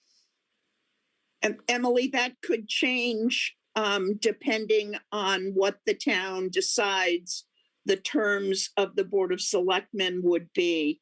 The current proposal is to extend the terms of the Board of Selectmen to 4 years, but on a 3-4 rotation if the Board of Selectmen is increased to 7 members. So depending on who gets reelected when, it could change the components of the finance board every 2 years. Okay. Bob DiPietro, was that a hand or a? How about frustration? Okay. Frustration. I'm with Bob Monroe. I think it's a solution in search of a problem. I personally would love to hear from Kristen Heck how this is going to help the education process.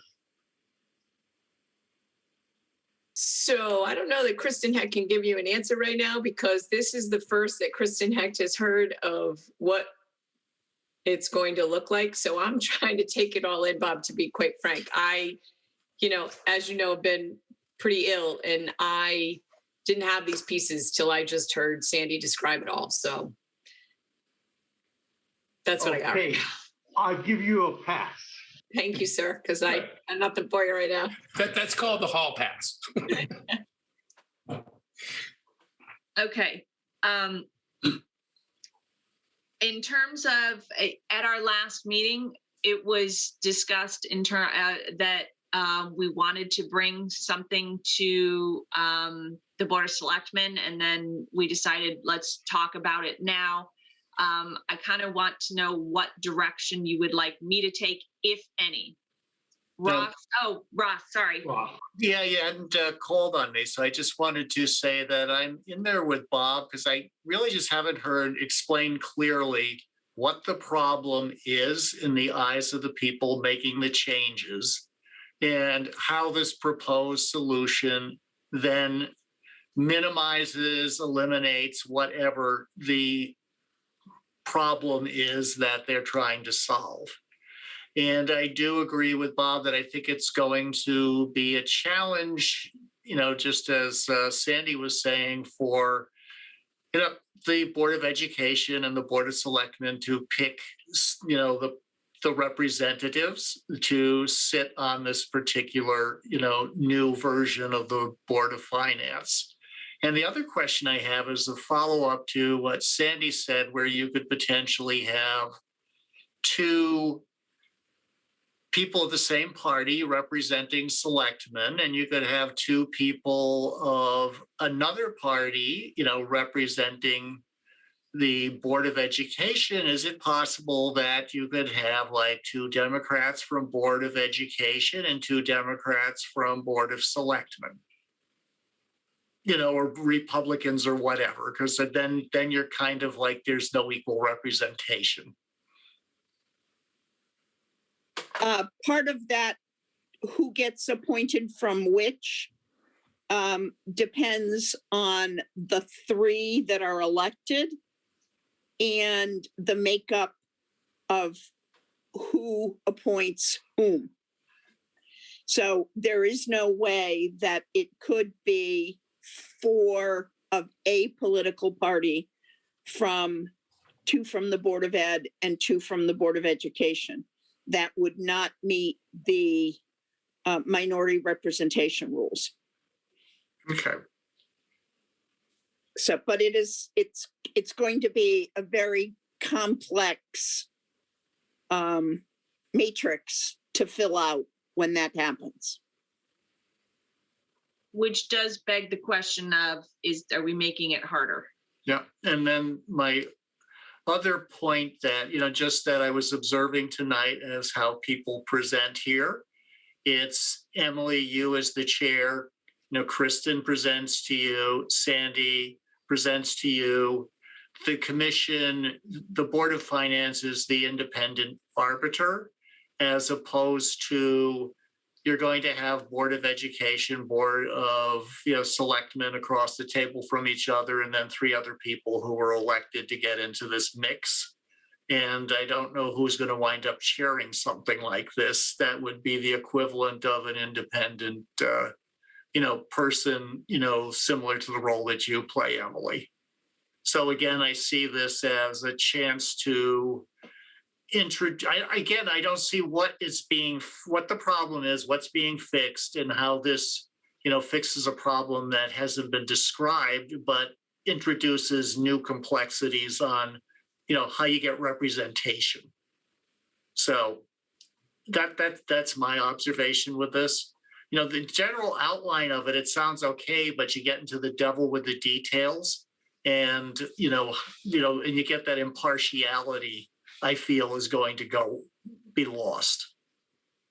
And like I said, there's much more to this than just setting the mill rate and getting to the budget. We're also, responsible as stewards for our bond rating, and there's a whole, bunch of other things that we do. So that's my 2 cents worth.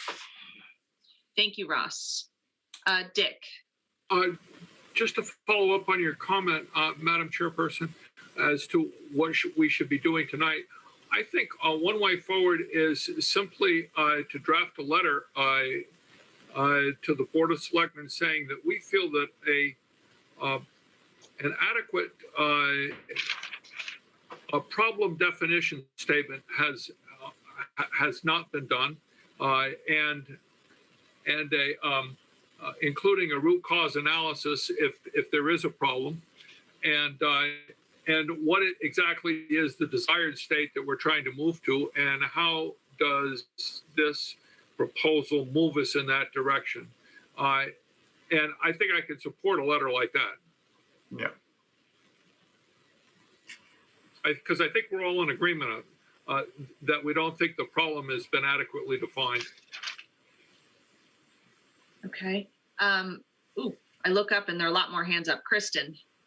So, because I like the direction and feedback that everybody is giving, and there are some great questions, and just kind of building on what Dick just said, I think there were like 3 different questions you had asked. Should that be our strategy? I'm just kind of throwing it out to everybody right now. Come up with a list of questions to present at the public meeting on Tuesday, because I think people had some wonderful insights. And I think they're fair. I think they should be asked, such as how do you chair it? Looking at those nitty gritty details, they're important, and I think they're fair. I think it's fair to ask. So basically, my question is that what we want to do, and have that ready for Tuesday?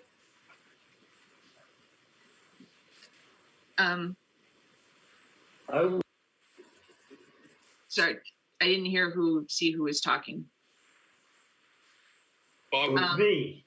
Oh, Bob DiPietro, yeah? Were you trying to respond to that? Yeah, I agree. Okay. So one possibility, Dick suggested a letter looking for problem definition statement, root cause analysis. Kristen is thinking, we can just ask some of those devil in the detail questions at the public hearing on Tuesday. Bob Monroe, comments?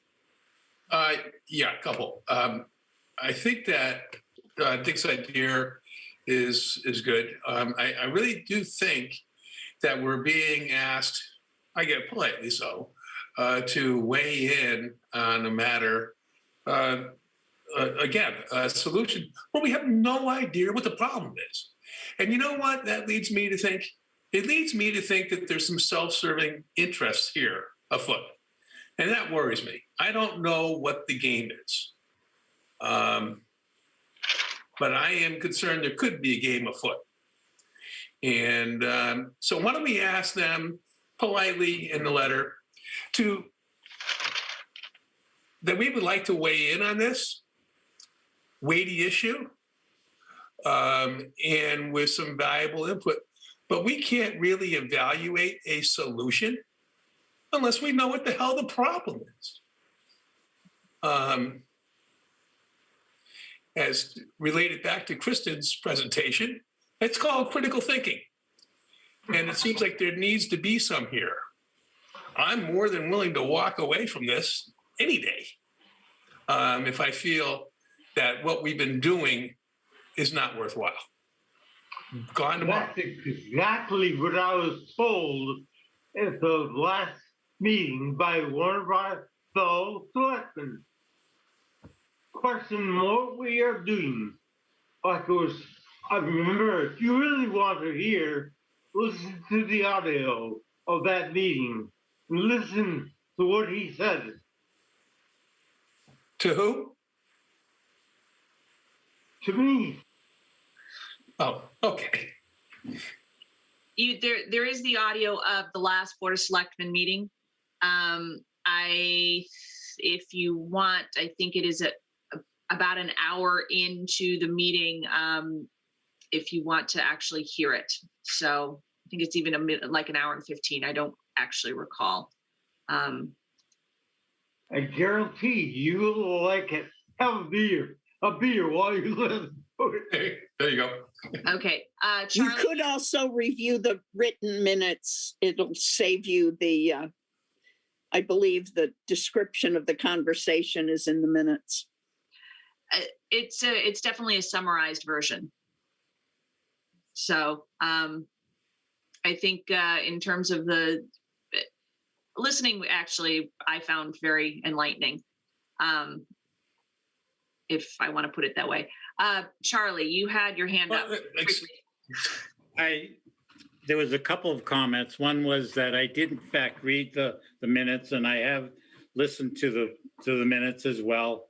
And that was part of my concern and confusion was, as everyone stated there, they really haven't defined what the issue was fully, other than the fact that in a timely fashion, they're concerned about the budget being passed with the least amount of interference and difficulties, as I understand it. I'm trying to summarize it, of course. I turn around and look at it and saying that what they're doing essentially is just reconfiguring what the Board of Finance is, and they're actually taking these 3 individuals who will be elected to the position and giving them the additional responsibility to be able to weigh the differences between the board and the board, either board, and in trying to resolve the budget issue. It doesn't necessarily change what we do, but it changes perhaps the timeline that it's done in. And theoretically, we would also be a much better informed committee, Board of Finance, whatever you want to describe it. I listen to all of that, and I say Dick Tuttle's first comment about perhaps waiting before we do anything with a letter, because it hasn't been clearly defined as to what the problem is yet or what the concern is. I can go along with that completely. I would be concerned about, if we don't know what the meeting schedule is not getting some comment in there, however, if we don't time it correctly. So do we do something that's balances it or just voices our concerns? You know, I don't want to be a political animal and go in and say, this is what we should be doing for the Board of Finance's interests kind of thing. I would still look at the town's interests. And I'm thinking that maybe the change is good. I don't know. But I do need more information than what we have so far right now. Okay. Kristen. No, it just goes back to what I was saying, before, was that it just seems like we have so many questions. And if we have questions, I just think we should ask. I think that's probably our simplest solution. Now, I would think, the best forum would probably be on Tuesday, but if not, we have been made aware that we can go directly, I believe, to the charter committee members and ask them. And going back to Charlie's points that he's made a couple of times, we do need facts. It's not assumptions that are being presented as facts, but we do need facts. And at the same time, again, if we have questions, I think we need to ask them. And it seems like we do have several, and they're valid questions. I think there's some things here we do need to get to the bottom of. I think it's very fair, and I do think that's in the town's best interest. Okay, Bob Monroe. What Kristen just said. I think it would be a very simple memo-like letter that could go to the Board of Selectmen, and it should be, or the Charter Revision Committee, excuse me. It should be very simple for them to answer. They obviously know what the problem is. So please put it in writing for us and let us know what it is. And that would be the first step. And that, then maybe we take another one. We'll run out of time probably. And it seems like, it will be what it will be. But I think it smells to me of like one person's agenda, maybe two. I don't know what's behind it. And I don't get it. So that's me. Charlie. Am I mute? No. Okay. As part of going to the meetings and listening and reading the minutes and the other investigative process that I used, Sandy, correct me if I'm wrong. It was my understanding that the committee made their recommendations to you. They revised them and made the recommendations again. And now the board is going to act on those recommendations, and it's going to go forward to perhaps a vote by the town or something, a charter revision. So it's not our purpose to go to the Charter Revision Committee anymore because they are essentially completed their duties. We now have to look Not at. quite. Not quite? Okay. Well, all right. So then I agree with Bob. We may need to ask for some clarifications, but at the same time, I agree that the simple questions to the board or for that matter, as an individual citizen, I can attend this meeting and ask questions as well, not as a member of the Board of Finance. And I'm planning on trying to get to this meeting unless something important comes up and participating in it as well. So I'm thinking that, we do have several options as a board and as taxpayers to express our concerns, and we should if we have concerns. I don't know if we can put together a good enough letter at this point to be able to address all the different things that I'm hearing right now without confusing a lot of issues even more. I will email Emily with my question. Okay? Okay. That's perfect. So if sort of what I am hearing, Dick, why don't you weigh in before I summarize? Yeah, I'd like to do the same. I'd like to email you with a summary of what I've said tonight, so that we get all the points down and you can incorporate them to at least into a sense of how the board feels. Okay, I am fine with that. What I am hearing is that there are a couple things that we would like to happen. One is something that goes to Charter Revision Commission / Board of Selectmen, sort of asking, can you give us the background on what the problem, the solutions, the issues that you were trying to address with the proposal that you put out there, so that we can get some detailed information from them. And then I think the second piece of it is there is a public hearing on Tuesday that we could and should ask very specific questions around some things that we just don't know the answers to. I am planning on attending the public hearing. I guess my suggestion is if you are available to attend the public hearing, because as much as I will try to speak, there are times I forget things. So it would be good for others to come and ask questions. I guess what I will do is, if there are questions that you have that we haven't necessarily talked about tonight, if you want to email me, just me, those questions, I will sort of consolidate them, and at the public hearing, I can ask those questions and we will see what answers we get. And then obviously, if you do attend and there's something that I did not ask, feel free to pipe in and ask that. How does that sound for like a strategy? Great. Yep. Sounds good. Okay, so that will be my plan. If you want to send questions, if you could do that sometime, because this is Tuesday night, if you could send it sometime in the next few days, that would be appreciated, so I could put all my thoughts together. I'm assuming there might be similar questions from people, so I will, consolidate the list into one list. Okay. And in the meantime, I will work on getting some information. Is to the Board of Selectmen and the Charter Revision Commission, the general, what I just said of what we want to put in the letter, is everybody okay with me just drafting it and sending it? Yeah. Let me ask, does anybody have an issue with that? I'd like it if you circulated it. Just Can't do that though, Dick. One review. I cannot.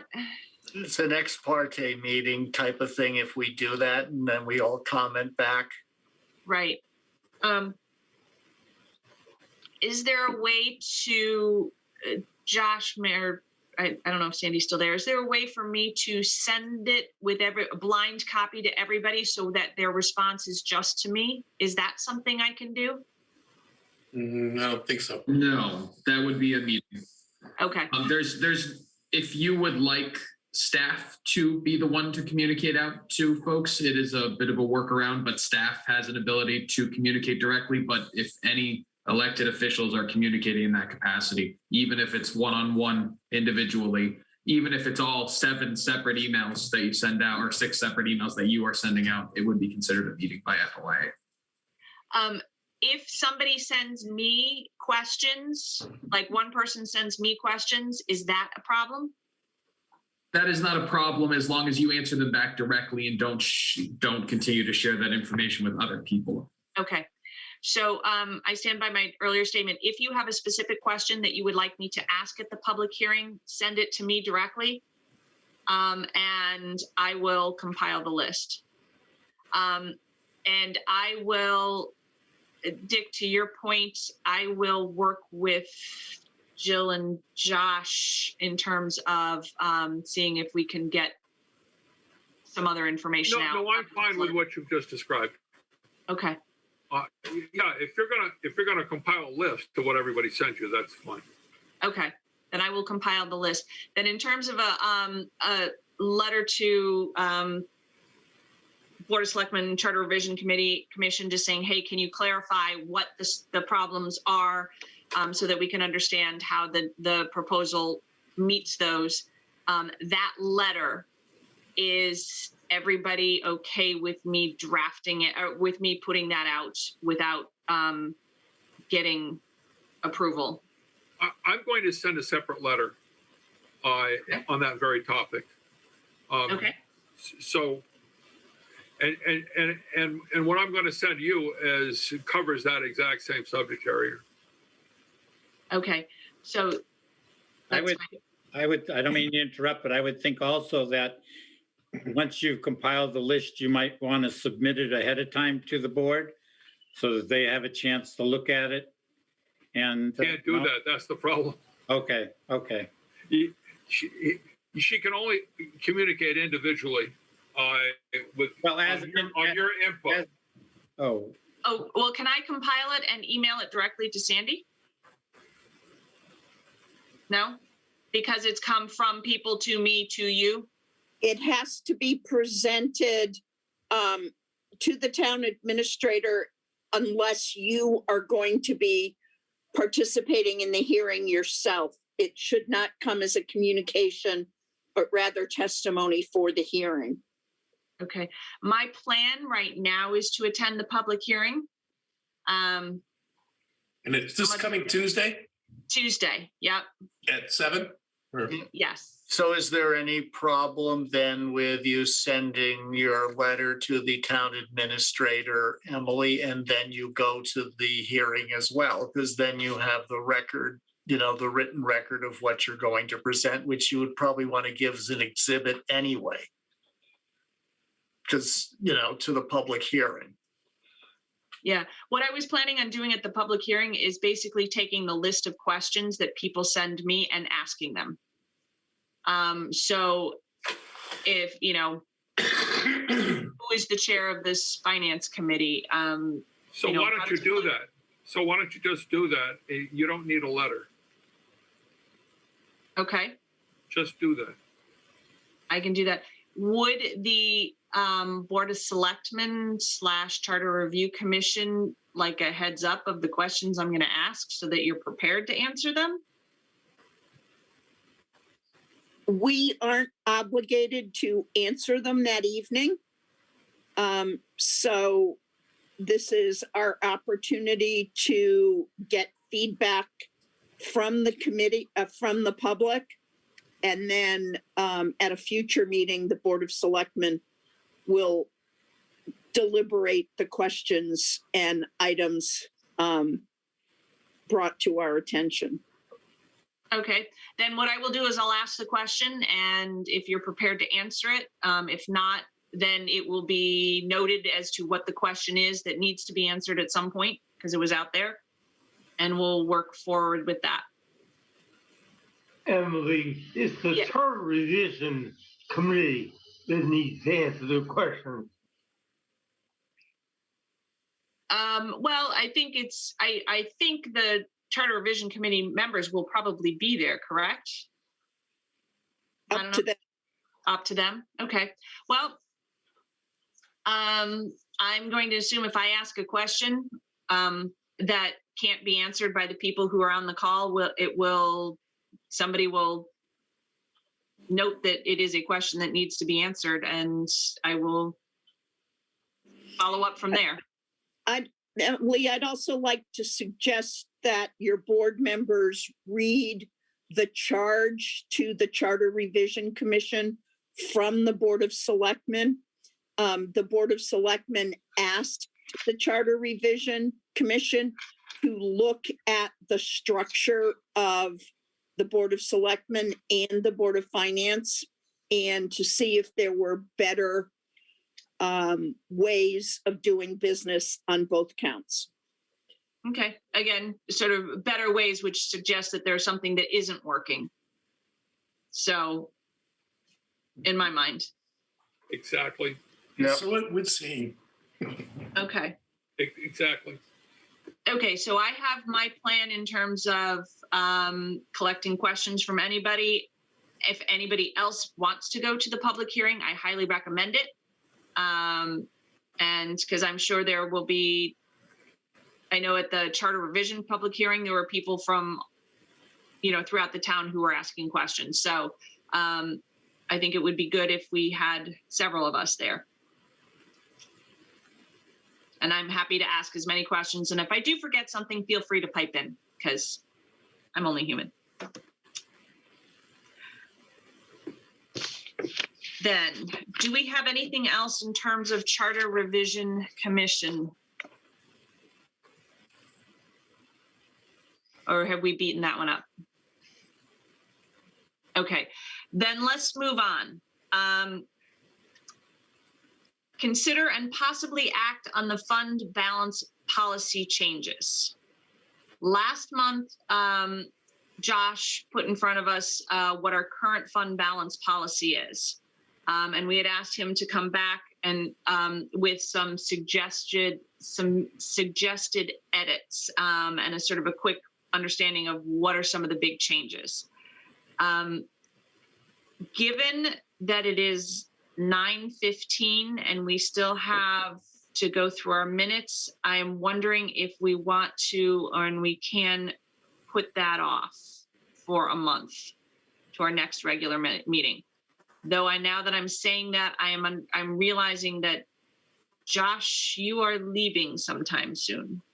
Yes, so my last day is April 9th, and all that I'll share with everybody, I agree, 9:15 is too late to probably be taking a really serious look at a 5-page proposed fund balance policy for you all to consider. Given the fact that this actually will be my last regular Board of Finance meeting. Of course, we have a few more Board of Finance meetings before I take my leave, but this being the last regular one, I would just like to impart on all of you that the fund balance policy that's included in your packet tonight is taken in part, has been edited and shaped from some of the language that already exists in our fund balance policy, but really is expanded by the character and some of the language that I found in the Town of Windsor's fund balance policy. The Town of Windsor is a larger community than ours, but enjoys a AAA bond rating and has for well over a decade at this point. It is a very robust fund balance policy. It is a fund balance policy that came as the most highly recommended by our financial advisor, by our bonding advisor that we just worked with through this funding, Mark Chapman. And I believe that the adoption of this fund balance policy will put Bolton in an extremely positive position going forward to see continued growth and forward momentum towards a AA+ rating and maybe even beyond in the future. So I encourage you all to please take some time over this next month to really dive into the language of this policy. Please feel free to reach out to me, whether it's before or after that April 9th date, if you have questions of me about the development of the policy. And certainly I'll work with Jill to make sure that she knows some of the thinking that I had put into that, and of course she can already and she already has taken a look at that language, and we'll be able to. I have confidence she'll be able to guide you forward, no problem. Josh? Yes. Josh, would it be possible for you to provide a copy? I know this is in Word, but you could annotate in Word quite nicely and give us the reasons why you're proposing this particular paragraph, H-I-J-K or whatever, where it might come from and why you think it's appropriate? I'd be happy to. That sounds like a good idea. Thanks. I mean, we could then take this, the annotated copy as homework and come prepared at the next meeting to dispose of this issue pretty promptly. Agreed. That sounds like a good plan. Thanks. I want to make sure everybody did get a copy of it. Yep.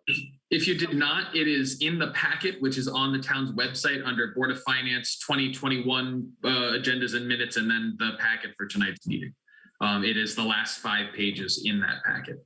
It was in Jill's email a couple days. Okay. I just want to make sure, because I know I had, Josh, you had sent it to me beforehand, which is where I printed it out from, and I don't remember seeing it another place. So that I just wanted to make sure that everybody got it.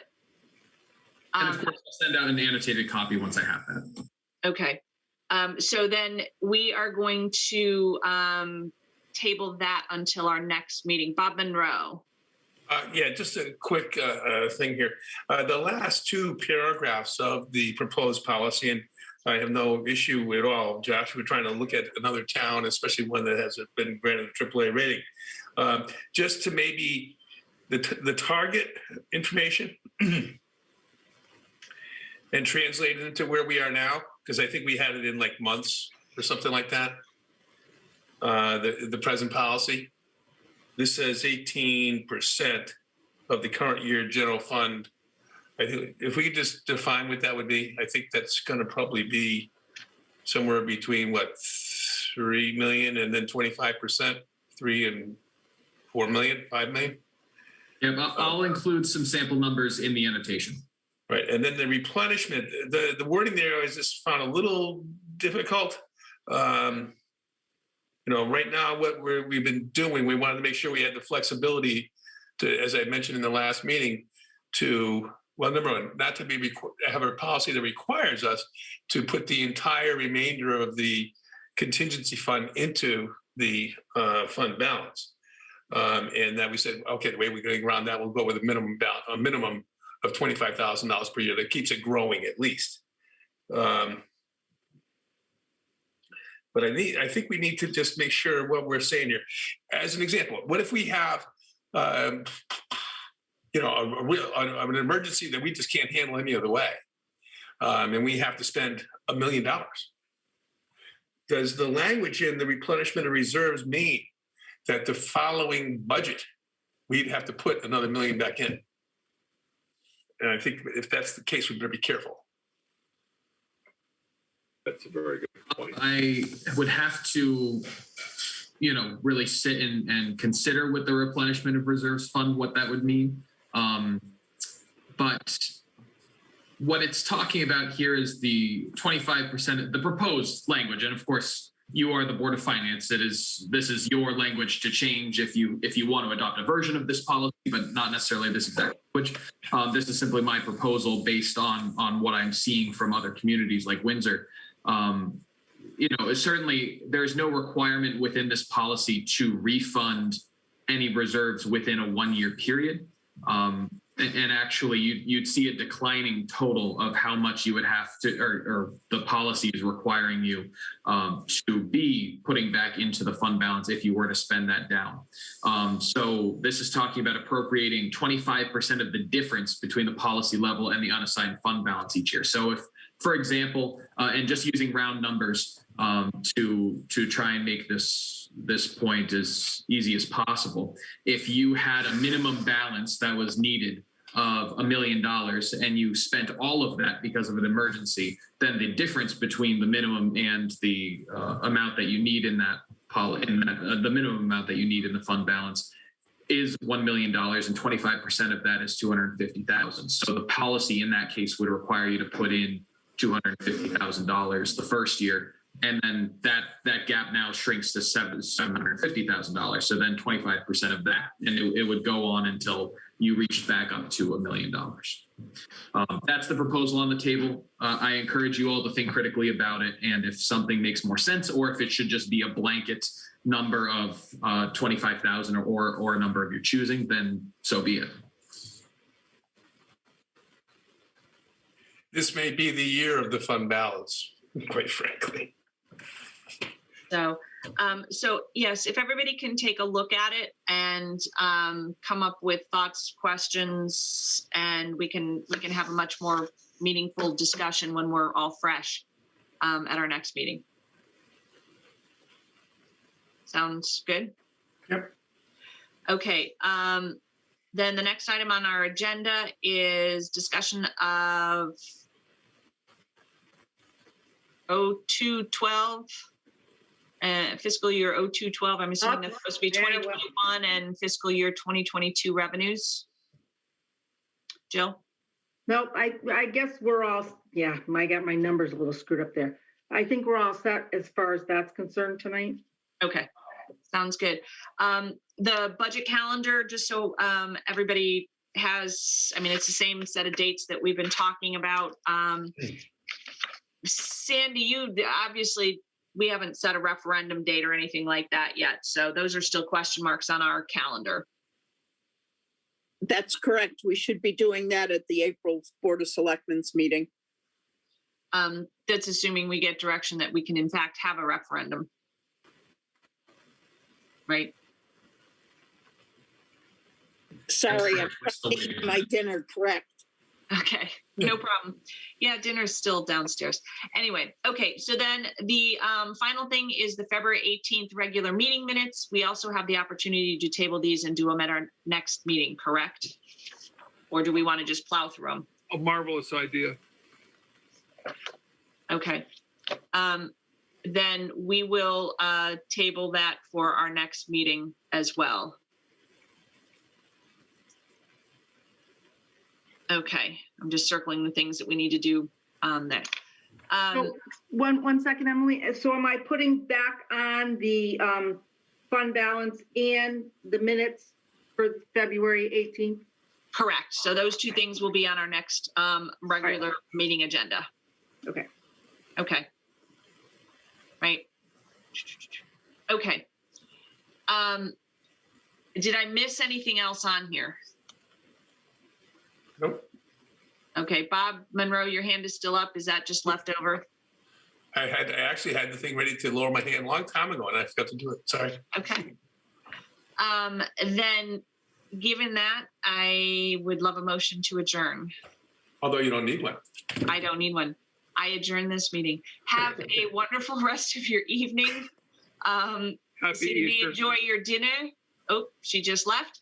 And I stay safe, everybody. We will see you at, hopefully I'll see some of you at the public hearing. Otherwise, I will see you at, on the 18th. Nope, that's tonight. Sorry, whatever night, the 25th, when the Board of Selectmen will present to us. Okay? Okey doke. Have a great evening, everybody. Good night, Thank you, everybody. everybody, Everybody. for sticking it out.